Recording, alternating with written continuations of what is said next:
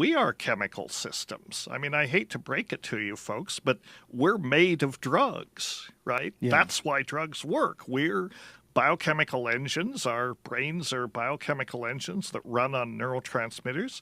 These plant compounds are neurotransmitters, essentially. I mean, they were in plants a long time before they were in our brains, before there was even complex brains enough to utilize these things. And in the course of evolution, we internalized these things and adapted them to our own internal signaling processes.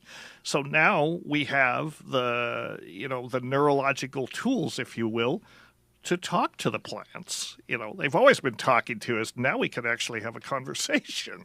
And you get into the conversation, and the conversation is, you monkeys need to move to the next level. You need to get more conscious of your place in nature, our place in nature as a species, realize that we're not separate from it, we're part of it. And if nature goes down, we go down. I mean, there is no escape. There's no ticket out of here, not yet, anyway. And the plants are the tools to understand this. I mean, there's good scientific studies now that show that psilocybin, which is the one that's been studied, can reliably induce a state that you might call a mystical experience. I prefer to call it a transcendent experience, but the nugget of the experience that it can elicit under the right experiences is an understanding of we are all one. We're not separate. That's the core of I think the mystical insight that psychedelics bring about. Why should our brains even have evolved to have that kind of experience if it's not a way of,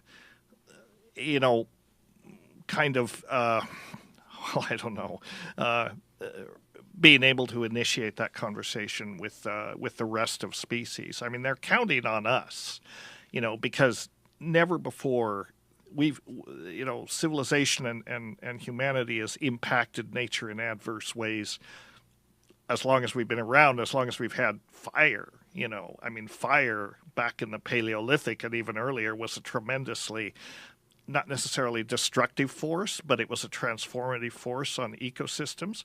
We didn't particularly use it in a conscious way. We used it in a way that served our purposes.